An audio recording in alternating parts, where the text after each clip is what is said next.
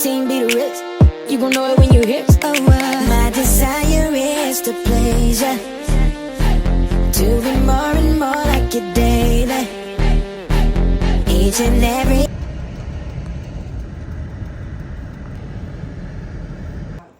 Plantation. Okay, y'all want to do the tour?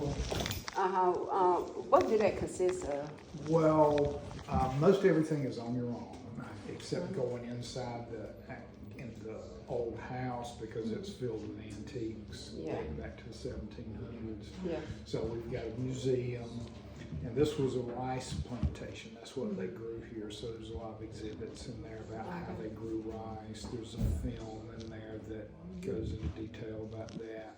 Then there's a film through the two double doors there that talks about the people that owned the place and the people that worked here. Then it's about a 10-minute walk down to the plantation area through that double fence, through the trees. Okay. There's the plantation house. There's 7 outbuildings. Each outbuilding, there's things like barn, garage, kitchen, servants' quarters. Each house has an interpretive sign on it, telling what it was used for. There's some audio boxes that each have, I think, 4 messages on. Press a button and you'll get a 2-minute message. Then the next tour, the inside of the house, is at 2 o'clock. Okay, 2 o'clock. And to go inside the house on the tour, you need to be on the front porch of the house facing the marsh, and 2. Okay, so the next tour is at 2 o'clock? Yes. Okay, okay. But the other stuff you can do at any time. Okay. Let me get this.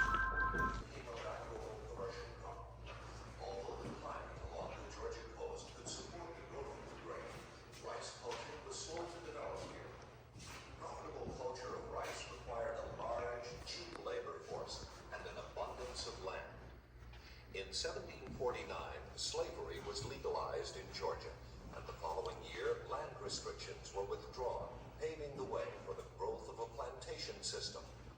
By 1790, slaves constituted almost 70% of the Rice Coast population. Expenses for equipment, land holdings, and large numbers of slaves virtually prohibited any but the large planter from engaging in rice cultivation. Rice planting was limited to a few wealthy planters and was further restricted geographically. Land suited for rice at high tide, which drained when the tide fell. Rice planters used this natural flood system to irrigate their crops. In laying out the rice plantation, planters first surveyed their course for the main embankment along the river. Labor began when slaves cleared a 50-yard swath of vegetation about 8 feet from the water line. Here, parallel to the river, they dug a face ditch. Slaves next constructed the main river embankment about 20 feet closer to the river. This embankment separated the face ditch from the river channel. To control the flow of water into the rice, embedded in the embankment at regular intervals above the low tide level, the troughs were rectangular wooden culverts 20 to 30 feet long. The troughs had a swinging door at either end and were weighted at the bottom with cylinders. To get a feel, the trough liner lifted the outer door of the trough. This allowed the inner tide to push open the inner door, which would close again at ebb tide and seal or drain. Once the trucks were installed, slaves drained the swamps and cleared out trees and undergrowth. A series of interconnected canals and embankments from the main embankment and face ditch divided the plantation into smaller fields or squares. In general, only one square was flooded or drained at any one time. The squares were subdivided into 1-acre plots, and all the fields were lettered to ensure proper Carolinians who planted by the open trench method. Georgians planted by the cone method. Seeds were placed in trenches 13 to 15 inches apart, and sown prior to the soil flood times, which would be used in coloring the seeds.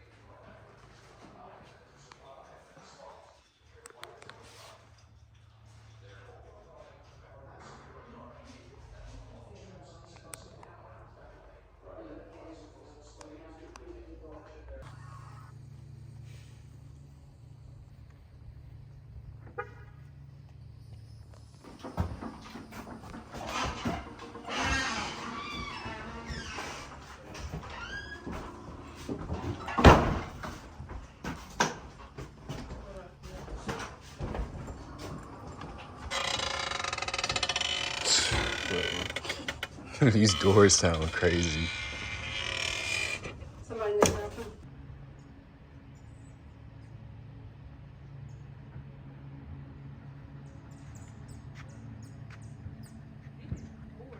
If I can go in the future,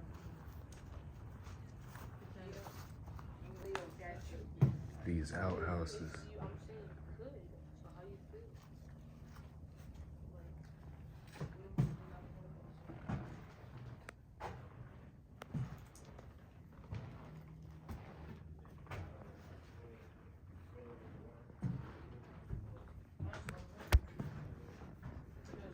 I'm running back to the car.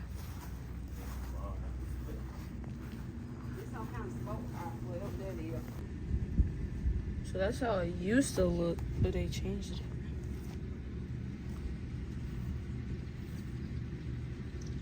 So they just built this right here. This they built this like the people, the new people.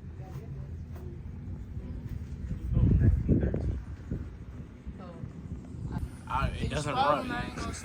It's not gonna run. Last time it ran was probably 1970. That's why it's in the ground. That's why it's in there now.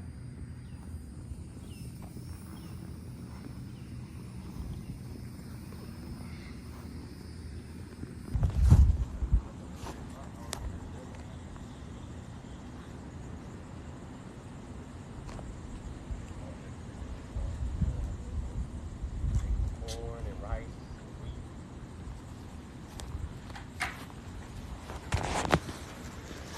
People I saw was tourists walking around. That's some other. It's some other.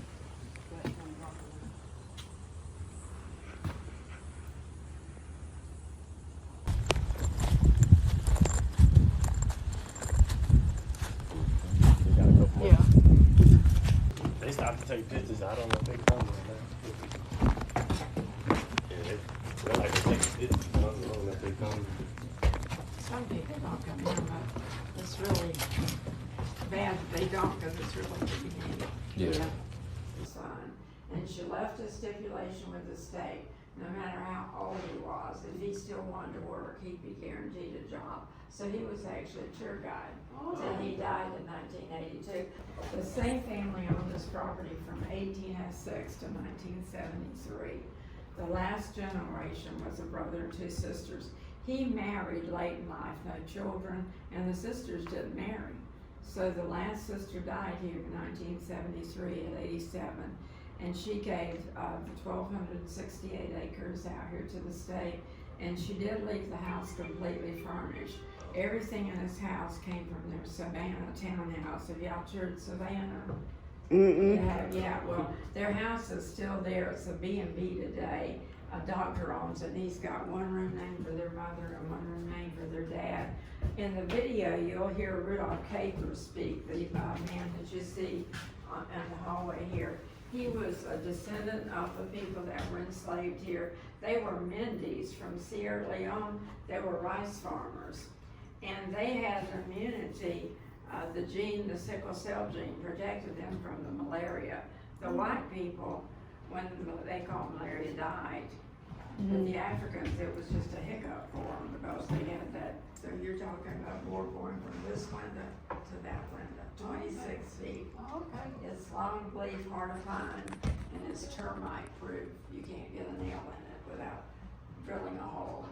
And I don't know if you kids in school, some of the kids have remembered this or remember studying it, but if you count the panes, and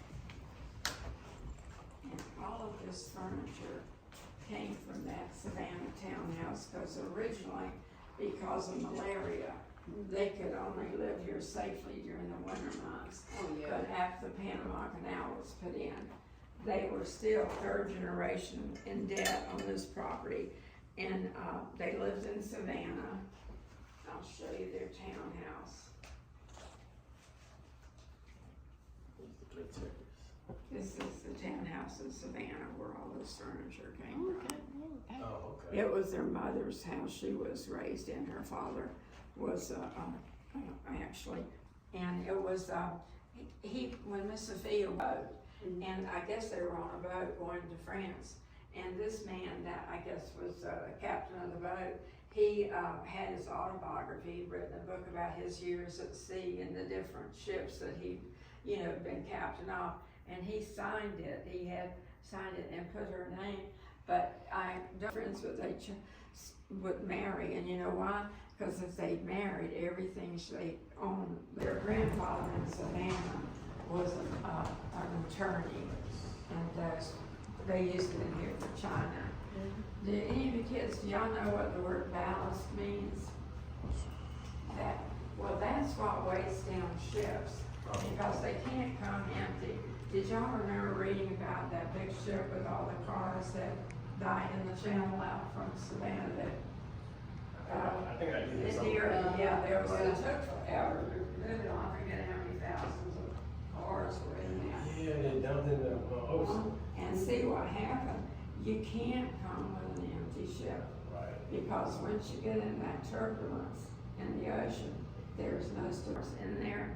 And they said there's supposed to be a gauge in the ship. And that's what some of these smaller pieces, they came in this area as ballast. Because they hadn't wrapped up in barrels.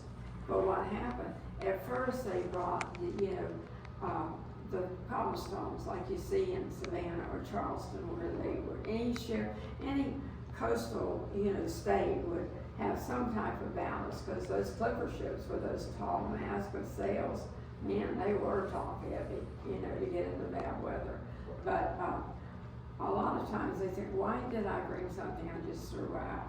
Why can't I purchase something that's cheap and I can sell it when I get where I'm going? And so that's what they did. A lot of this little town of Darien that's north of us, on the riverbanks there, if they go in with a backhoe or something, you can still find this broken Canton China. Because that's what they sold it, like a flea market atmosphere on the day. But look how smart these were. This is hollow, and you put hot water in here. Oh, And okay. you put your dish. Wait, You to stay put warm. on it and keep your dish warm. Yeah. And look how smart this was. This would be for a roast, but as it cooled off, the juices would go down here. So the meat would get that congealed tallow Yeah. taste Yeah. when the grease starts cooling off. Yeah. I mean, it was so thought out. Yeah. And these were actually used for fish bones. So when you did eat fish, you had a proper place to put.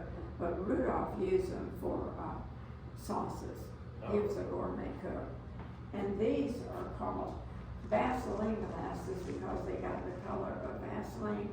They were made from 1880 to 1920 in West Virginia, Ohio, and Pennsylvania. And they got something called uranium dioxide in it. And some of the young girls that did the painting on these, also they did the painting on the old watches where it would be illuminated, in the dark, and like panels on airplanes, and also you could see it in the dark, it would illuminate.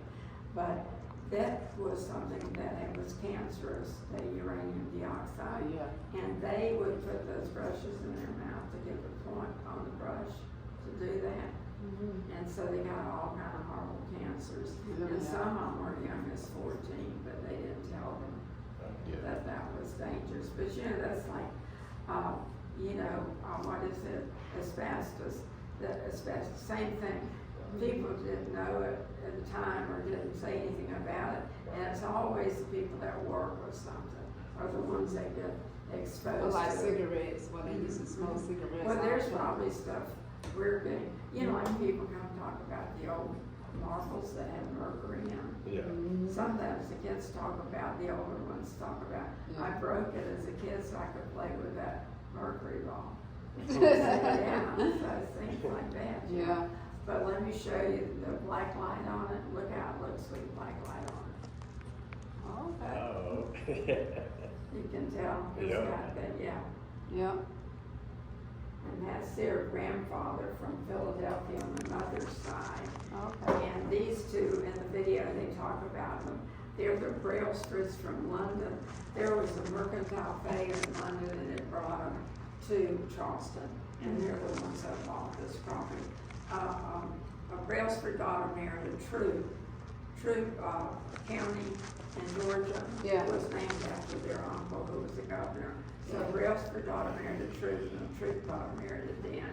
So that was that. The unusual Hofwyl name is a school in Switzerland. Their grandfather attended, and he and his mother was French. She was a French Huguenot. We forget, most everybody I know, like the African American came, many of them as enslaved people. But most of the people, even the white people, they came like, if you lived in France and you were Protestant, like their grandmother was, because it was, the king was Catholic. Yeah. So if you were Protestant, you were considered, Yeah. a non-believer and off with your head, Yeah. So and what was really hard too, is in those countries, it was your landed gentry that had it all.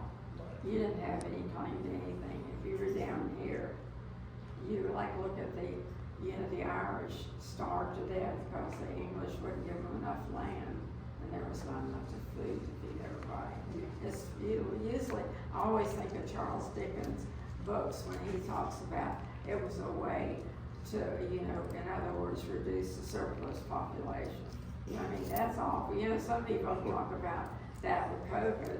Yeah. Sometimes you wondered like that, and it's just some people got that, like they're in charge and they got more sense than any of us do. Yeah. And you know what I said, what they're all lacking in is common sense. I've always said that with the government, if something is common sense, it's not gonna fly. Yeah. It'll be something, but see, they're in a position that all that money and everything, they can put their hands on, but with us, with money, we work for, we know what bills we're paying, it's different, it's not like an endless source.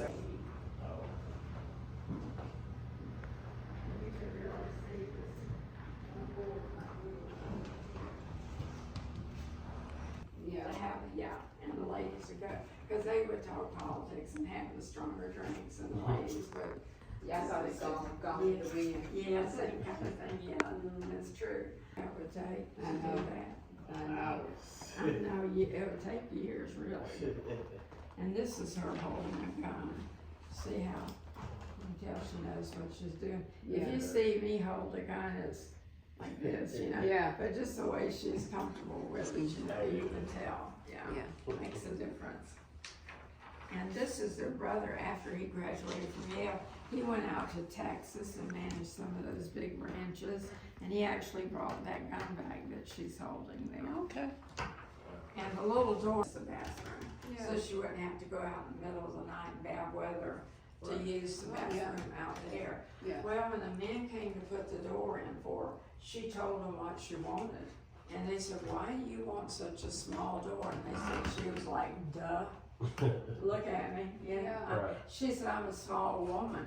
I don't want a hole like that in this wall and take up the whole wall just for me. And if I have any men visitors, they're not coming in my bedroom, they're going out there to the standard size door. Just there it goes with that practical common sense way.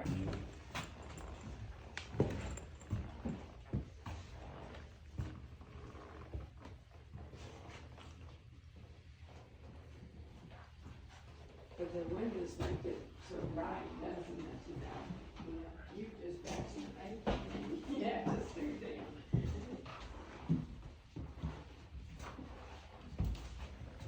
Circulation, you should all feel this when you start up the steps.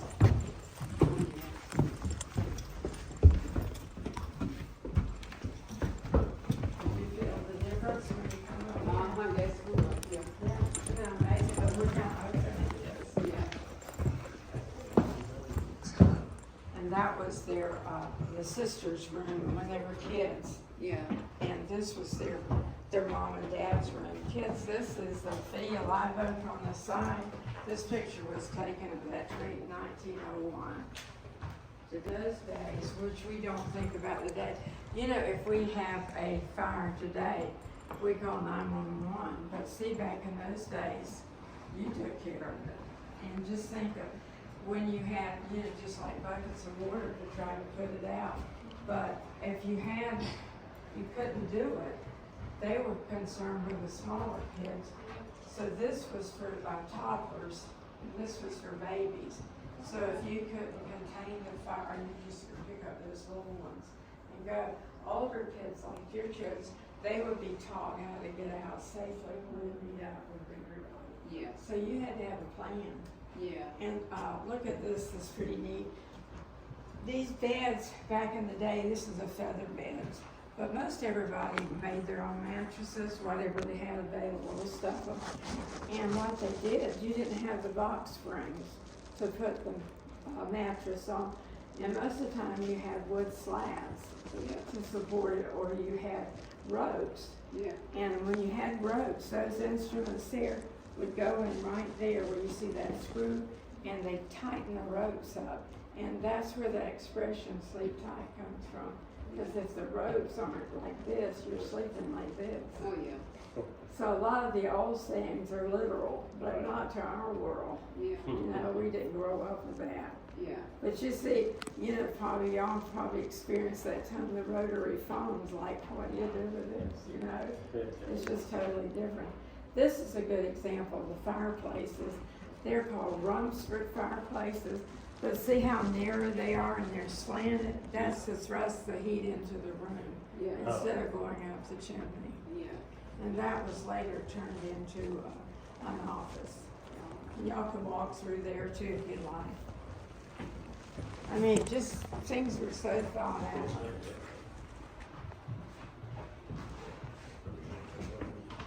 Yeah, in 2021, that was the exact way the gym was set up.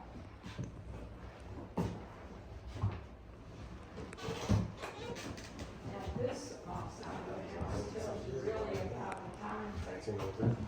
They just started the elevator at the back, but originally this wall came out of this beam and this beam, and these used to be walls here. And there was a full-size door that went out to a deck and stairs to the room.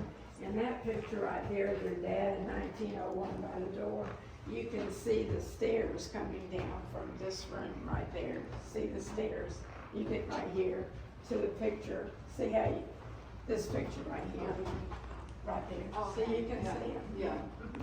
This was set up as a quarantine room. If somebody was sick, like if one of you were sick, your mom would put the sick person in here till you made sure that it wasn't catching, that the rest of the kids could get it. I mean, you had to be, can you imagine living out like this and getting cut? And you know what, when you loved to go to the doctor back then, when they would cut you, so you could bleed you. I don't even see how they did it without air. But we've got so many things we're protected from. They don't tell you in the video, but they have, and I've had a lot of people, white and African American. I have an African American lady told me, she said it was her grandmother was trying to find some, because she would, when she had a soreness in her knee, she would make like a polis with that. And my dad had been married before he married my mom. And he said that it must have been probably in the, I guess, the late 20s or early 30s. He had he had a daughter and a son that got sick. And the doctor came out and he said, you know, I've done all I can do that's available. And if they make it through the night, they've got a chance. But he said, I don't know what I would do. But after the doctor left, my dad said, one of their great aunts came in. She said, you've listened to the doctor. Now you want me to tell you what to do. And she told him which trees to go to, which ones to scrape, and make a polis to go on their chest. And the next morning, that had broken and they were breathing. And when the doctor came back, he said, well, she did save their life. So, I mean, they do, but Yeah, most but of the time. where the Bible said God put herbs and trees down here for our healing stuff. There's a lot of herbs and all. We've got some books in our gift shop that there's medicine type things. We used to have something out here. Have you ever heard of the Hercules clove tree? It's got thorns on it. Well, they called it the toothache tree. because if you having a toothache, you could cut a piece of their bark and chew it, and it would numb your mouth. And today, Anvusol, they have that in there. Yeah. They can get more side effects from the medicine than what you have. Well, you know what my daughter said, she has type 1 diabetes, and, you know, she has depression, and she talked about, she said, how in the world do you take depression medication that can cause depression? Depression and Right. suicide. Suicide, Yeah. Or running gills, and think of that, cypress is running in water, so it's a real retardant. You know, have any kind of wonderful. And this, like I say, these are really old boards too. And, the butler's pantry is where we have our office space, but that's where she had her last kitchen. But if you go in the breezeway there, you'll see, okay, cause that tractor and that car in the garage is her last car.